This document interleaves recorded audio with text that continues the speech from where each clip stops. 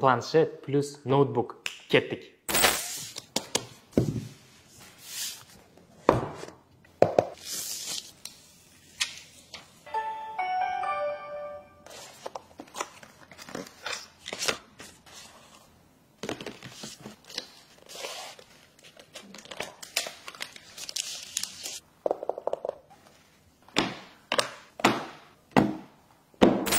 Bu Huawei MatePad Air plansheti.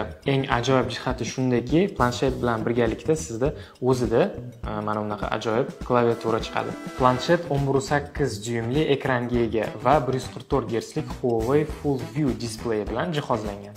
Uning fishkasi shundaki, siz uni istalgan joyga bemalol olib ketishingiz mumkin. Birinchidan, u juda ham ixcham, ikkinchidan, u juda ham ingichka, atiga 604 mm. Va eng zo'r joyi, u juda ham yengil, atiga 508 gram. Va u sizga kuni bo'yi xizmat qila olishi uchun bu yerda 5800 mAh batareya quvvati o'rnatilgan. Ha, agar siz bunda men nima ish qilaman o'zi deb savol beradigan bo'lsangiz, bu yerda har xil prezentatsiyalar yaratish, videolarni tomosha qilish, chatlarga tezkor javob berish, transportda demak qanaqadir tezkor ishlaringiz bo'lsa, bajarishingiz mumkin.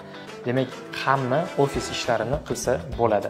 Va albatta, planshetning narxi naqdga 7.490.000, 12 oyga 843 mingdan xarid qilishingiz mumkin. To'xtang. Hozir sizga tushuntirib beraman.